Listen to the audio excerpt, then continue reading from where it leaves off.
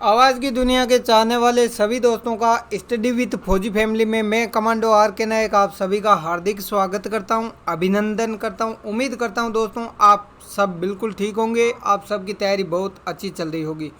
तो दोस्तों किसी भी एग्ज़ाम की तैयारी करने के लिए हमें कोई ख़ास मकसद होना चाहिए या फिर हम किसी खास दिन की खोज करते हैं कि उस दिन से हम पढ़ाई शुरू करेंगे। तो यहाँ पर दोस्तों आज आपको पता है कि उत्तरी गोलार्ध में अगर देखा जाए तो दोस्तों 21 जून का जो दिन है वो सबसे बड़ा दिन होता है और इसी दिन दोस्तों अंतर्राष्ट्रीय योग दिवस भी मनाया जाता है। तो ये दोस्तों आपके लिए एक सुनहरा अवसर है, आज से आप अपनी पढ़ाई प्रारंभ कर सकते हो।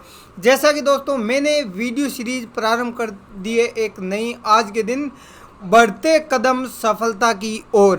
अब दोस्तों जो बढ़ते कदम सफलता की ओर है उसमें दोस्तों आपको सफलता तक जाने के लिए क्या करना होगा आपको पता है।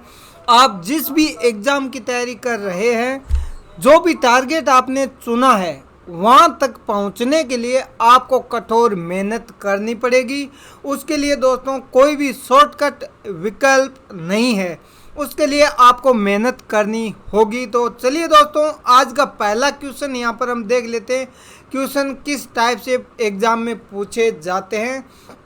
तो यहाँ पर दोस्तों सबसे पहला क्वेश्चन है, ये है आपके यहाँ पर निम्नलिखित कथनों पर विचार कीजिए। अब दोस्तों ये कथन दिए गए हैं और इनमें आपको बताना है कौन सा कथन सही है कौन सा गलत है।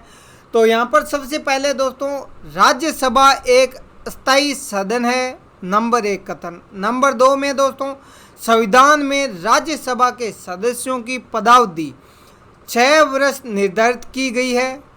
और उसके बाद में दोस्तों 3 नंबर जो कथन है, जन प्रतिनिधित्व अधिनियम 1951 का संबंध राज्यसभा में 5 वर्ष से है। अब दोस्तों यहाँ पर आपको बताना है उपरोक्त कथन में से कौन सा कथन सही है वो आपको यहाँ पर बताना है। अब आपको बताना है दोस्तों कि 3 जो कथन दिए गए हैं उनमें से कौन सा कथन सही है।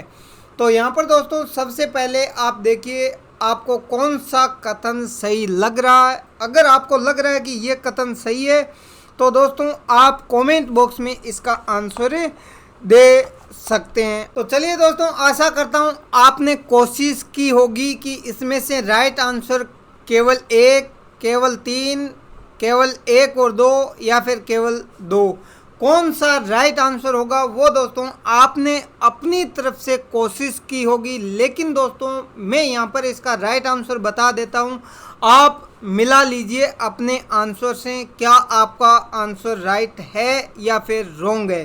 तो यहाँ पर दोस्तों इसका जो राइट आंसर है वो है कथन 1 ही सही है, यानी दोस्तों इसका आंसर होगा हमारा ये वाला केवल 1 नंबर जो कथन है, राज्यसभा एक स्थायी सदन है, ये हमारा राइट आंसर है। अब दोस्तों आप सोचेंगे कि ये जो राज्यसभा से संबंधित क्वेश्चन आज क्यों बना है। तो यहाँ पर दोस्तों आपको पता है अभी वर्तमान समय में राज्यसभा से संबंधित जो चुनाव की प्रक्रिया वो पूर्ण हुई है, इसलिए दोस्तों इस टाइप के क्वेश्चन है वो आने वाले समय में एग्जाम में आपसे पूछे जा सकते हैं। तो यहाँ पर दोस्तों अब देख लेते हैं कि ये जो 2 कथन गलत हो गए ये क्यों हो गए। तो सबसे पहले दोस्तों आप सबको पता होना चाहिए कि राज्यसभा का जो कार्यकाल है वो दोस्तों 6 वर्ष निर्धारित किया गया, बिल्कुल सही है 6 वर्ष है। लेकिन यहाँ पर क्या लिखा है, जन प्रतिनिधित्व अधिनियम 1951 का संबंध राज्यसभा में 5 वर्ष से, इसलिए दोस्तों ये वाला कथन यहाँ पर रिजेक्ट हो जाता है, यानी ये कथन तो यहाँ पर दोस्तों आउटराइट रिजेक्ट हो जाता है। लेकिन उसके बाद में हमें कंफ्यूज रहता है 1 और 2 में, क्यों है 2 में दोस्तों, यहाँ पर लिखा है संविधान में राज्यसभा के सदस्यों की पदावधि 6 वर्ष निर्धारित की गई है। अब दोस्तों आपको भी पता होगा कि राज्यसभा का कार्यकाल तो 6 वर्ष का है, लेकिन इसमें दोस्तों ये जो पदावधि संसद द्वारा किस प्रकार दी गई है वो यहाँ पर देख लेते हैं। तो सबसे पहले दोस्तों संविधान ने राज्यसभा के जो सदस्य हैं उनकी पदावधि जो है वो निश्चित नहीं की है। यहाँ पर दोस्तों संसद ने निश्चित किया, न कि संविधान ने। अब दोस्तों संविधान ने उस समय क्या कहा कि संसद पर निर्भर करता है कि वो इसको किस टाइप से बढ़ाए। तो उस समय क्या हुआ दोस्तों, संसद द्वारा एक यहाँ पर आप देखेंगे ये है जन प्रतिनिधित्व अधिनियम 1951। अब ये अधिनियम 1951 में आया और उसमें एक प्रावधान कर दिया गया कि ये जो राज्यसभा है 6 वर्ष तक इसका कार्यकाल निर्धारित किया जाएगा। इसलिए दोस्तों यहाँ पर संविधान में इस तरह का प्रावधान नहीं किया गया बल्कि संसद के द्वारा ये प्रावधान किया गया है। इसलिए दोस्तों इस टाइप के जो भी क्वेश्चन आते हैं आपके गलत नहीं होने चाहिए, चाहे कितने ही हार्ड क्यों ना हो। इसलिए दोस्तों कंफ्यूज नहीं होना है। चलिए दोस्तों अगला क्वेश्चन देखते हैं। अगला क्वेश्चन है राज्यसभा में कितने सदस्यों को मनोनीत किया जाता है। अब दोस्तों आपको बताना है राज्यसभा में कितने सदस्य मनोनीत होते हैं।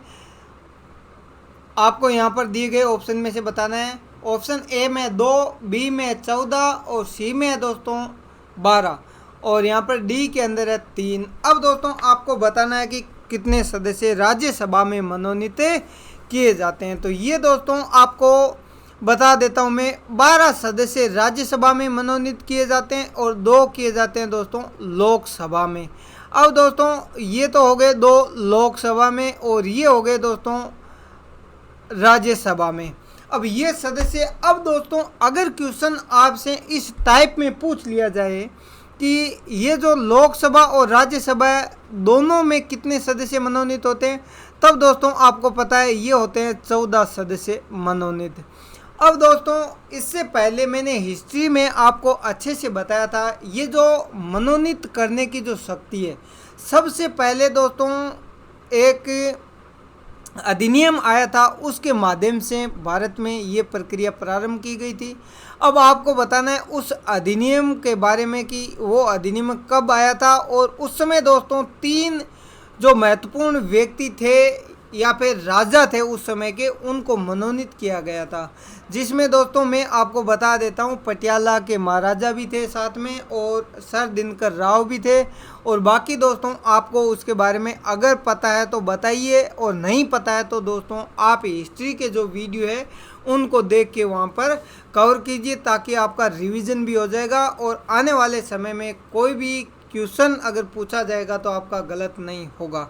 अगला क्वेश्चन दोस्तों यहाँ पर हम देख लेते हैं, राज्यसभा का सभापति निर्वाचित किसके द्वारा किया जाता है। अब दोस्तों आपको बताना है कि राज्यसभा का जो सभापति होता है, अब सभापति कौन होता है दोस्तों, ये होते हैं भारत के उपराष्ट्रपति, राज्यसभा के ये सभापति होते हैं। तो इनका निर्वाचन है दोस्तों वो किस माध्यम से किया जाता है। यहाँ पर सबसे पहले दोस्तों आप देखिए, राज्यसभा के निर्वाचित एवं मनोनीत सदस्यों के द्वारा, संसद के दोनों सदनों के निर्वाचित सदस्यों के द्वारा, या फिर दोस्तों यहाँ पर संसद के दोनों सदनों के निर्वाचित और मनोनीत सदस्यों के द्वारा, और संसद और राज्य विधानसभाओं के निर्वाचित सदस्यों के द्वारा। अब दोस्तों आपको राइट आंसर इन दिए गए 4 ऑप्शन में से बताना है कौन सा राइट होगा।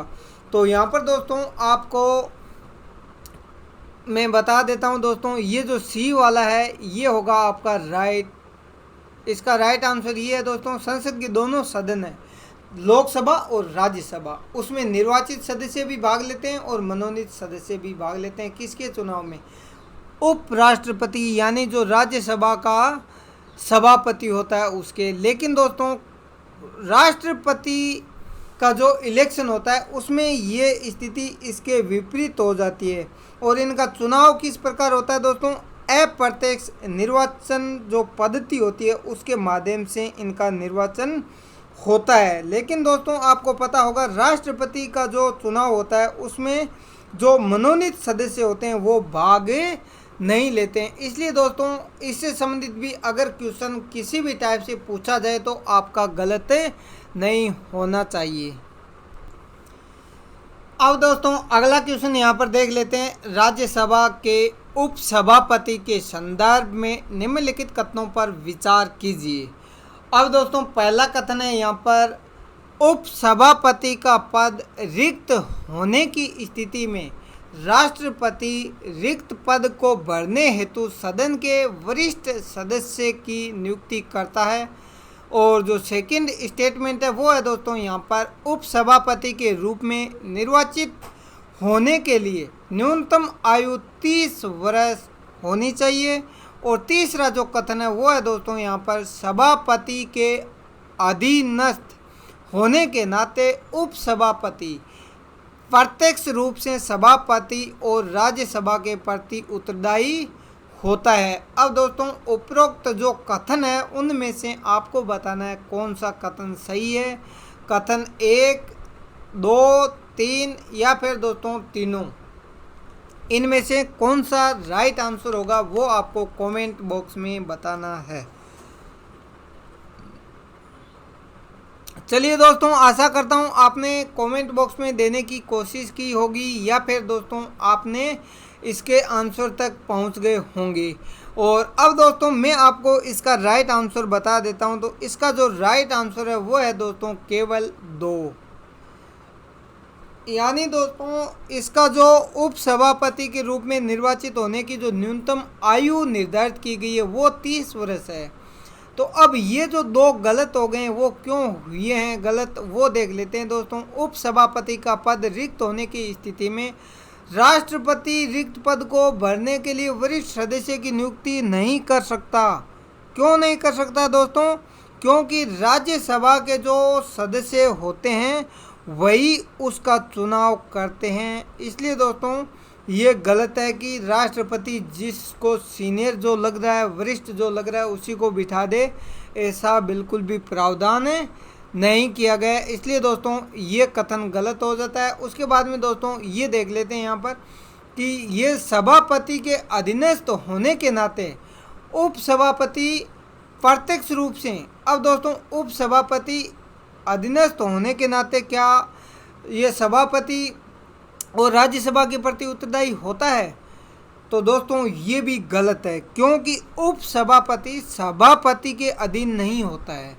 ये दोस्तों सभापति के अधीन इसलिए नहीं होता है, ये प्रत्यक्ष रूप से राज्यसभा के प्रति उत्तरदायी होता है। इसलिए दोस्तों ये भी कथन गलत हो जाता है और यहाँ पर कथन 2 है वो सही हो जाता है। इसलिए दोस्तों इस टाइप के क्वेश्चन अगर किसी भी टाइप से एग्ज़ाम में आपसे पूछे जाएं तो आपके गलत नहीं होने चाहिए।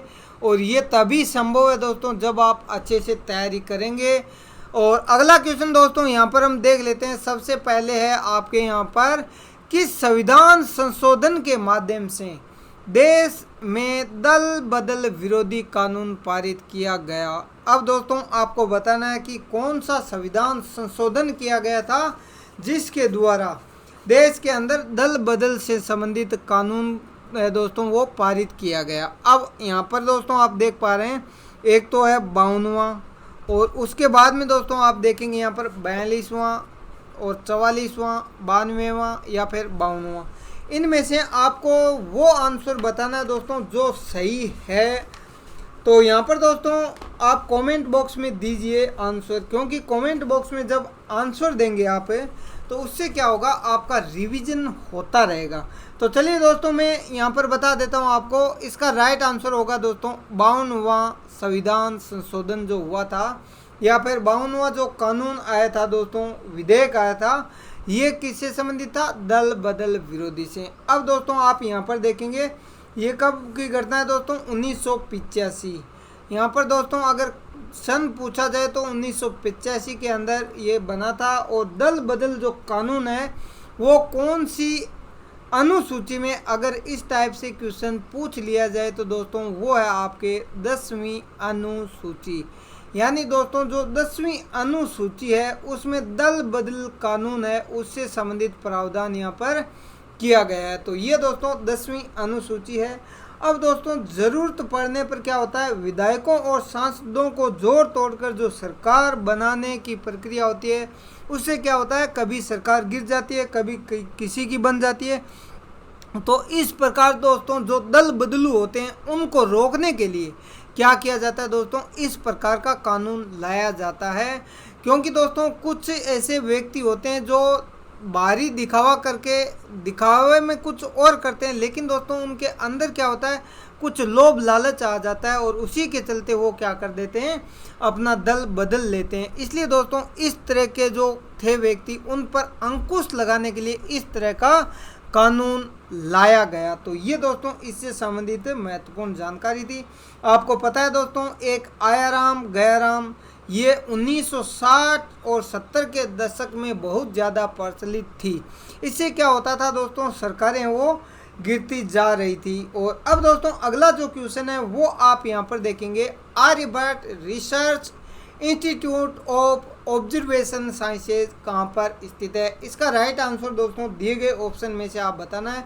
तो ये दोस्तों क्यों महत्वपूर्ण है क्वेश्चन, क्यों कि अभी जो खगोलीय घटना हुई है, सूर्य ग्रहण है आज के दिन, तो इससे संबंधित दोस्तों इन्होंने क्या किया है, वो दोस्तों क्वेश्चन बन सकता है। तो ये है आपके यहाँ पर नैनीताल, लद्दाख, गोवा और बेंगलोर।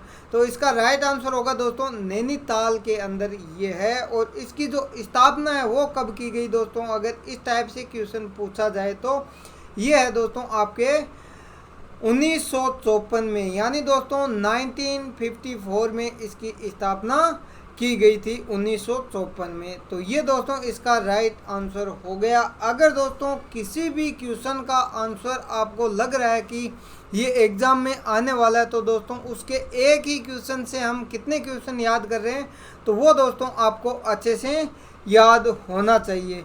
तो अब दोस्तों अगला जो क्वेश्चन है वो यहाँ पर देख लेते हैं, मदर टेरेसा को भारत रत्न कब दिया गया। ये दोस्तों क्वेश्चन अगर पूछा जाए एग्जाम में तो सबसे पहले यहाँ पर ऑप्शन देख लेते हैं, 1979, 1980, 90, 1900 और 1985। तो इसका जो राइट आंसर है दोस्तों, भारत रत्न 1980 के अंदर इनको दिया जाता है भारत रत्न। और इससे एक साल पहले दोस्तों 1979 के अंदर क्या है, इनको शांति का नोबेल पुरस्कार इनको दिया जाता है। तो ये दोस्तों काफ़ी महत्वपूर्ण क्वेश्चन इससे संबंधित पूछा जा सकता है। तो ये दोस्तों नोबेल पुरस्कार से संबंधित अगर क्वेश्चन पूछा जाए तो आपका गलत नहीं होना चाहिए। तो ये दोस्तों महत्वपूर्ण क्वेश्चन। और अगला क्वेश्चन दोस्तों यहाँ पर हम देख लेते हैं, ये भी राज्यसभा से संबंधित एक महत्वपूर्ण क्वेश्चन है। निम्नलिखित कथनों पर विचार कीजिए। राज्यसभा में संघ राज्य क्षेत्रों के प्रतिनिधियों को संबंधित उप राज्यपाल द्वारा मनोनीत किया जाता है।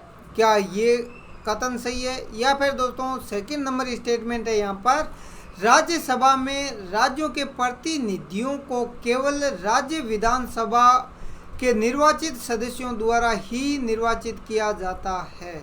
अब दोस्तों इनमें से आपको बताना है कौन सा कथन सही है। तो इसका जो राइट आंसर है दोस्तों वो आप यहाँ पर पता लगा सकते हो दोस्तों, जो उप राज्यपाल है उसको मनोनीत करने की इस प्रकार की कोई शक्ति नहीं दी गई है कि वो किसी प्रतिनिधि को मनोनीत करके राज्यसभा में भेज सकें।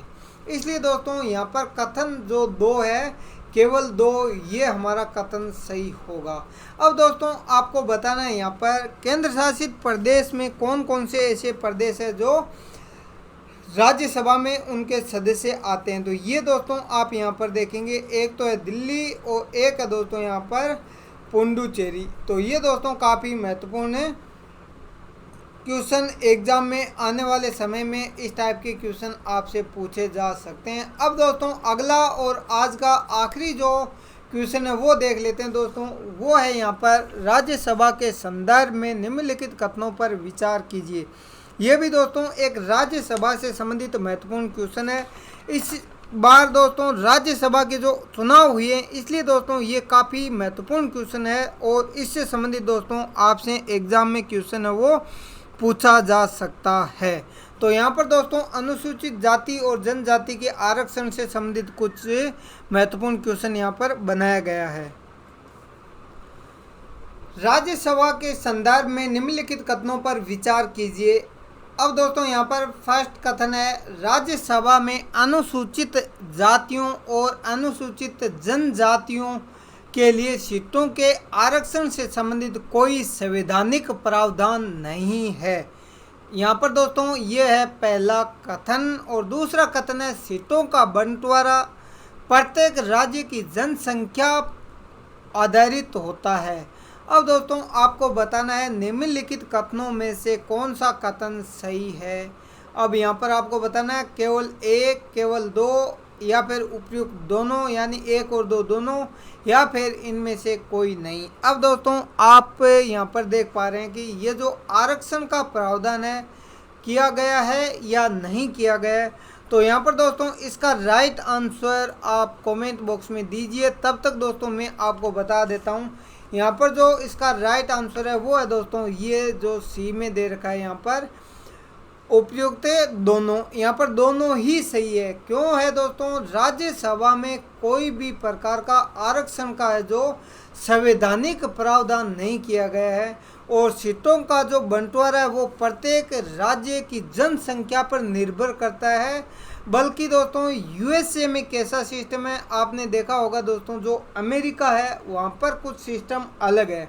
यहाँ पर दोस्तों यूएसए में क्या सिस्टम है, यूएसए में इस प्रकार से नहीं है कि जितनी जनसंख्या है उसके मुताबिक यहाँ पर राज्यसभा में सदस्य आएंगे।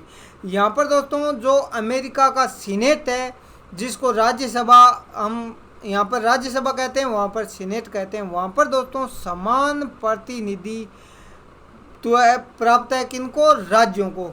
चाहे जनसंख्या कितनी भी हो दोस्तों, अगर प्रत्येक राज्य से एक आएगा तो एक ही आएगा, और दो आएंगे तो दो ही आएंगे। ऐसा नहीं है कि जनसंख्या ज़्यादा है तो एक राज्य से एक आ रहा है और एक राज्य से 5 आ रहा है, मतलब इस प्रकार की स्थिति वहाँ पर नहीं है। तो आशा करता हूँ दोस्तों वीडियो आपको अच्छा लगा होगा। अगर अच्छा लगता है तो दोस्तों लाइक और शेयर तो बनता है, बाकी आपकी इच्छा है, लाइक शेयर करो या मत करो कोई फ़र्क नहीं पड़ेगा। लेकिन दोस्तों आपको पढ़ना है, आप अगर नहीं पढ़ेंगे तो उससे आपको फ़र्क अवश्य पड़ेगा। तो इसलिए दोस्तों आज से एक दृढ़ संकल्प लेकर दोस्तों पढ़ाई अपनी जारी कीजिए। मिलते हैं नेक्स्ट वीडियो में। धन्यवाद। जय हिंद। वंदे मातरम।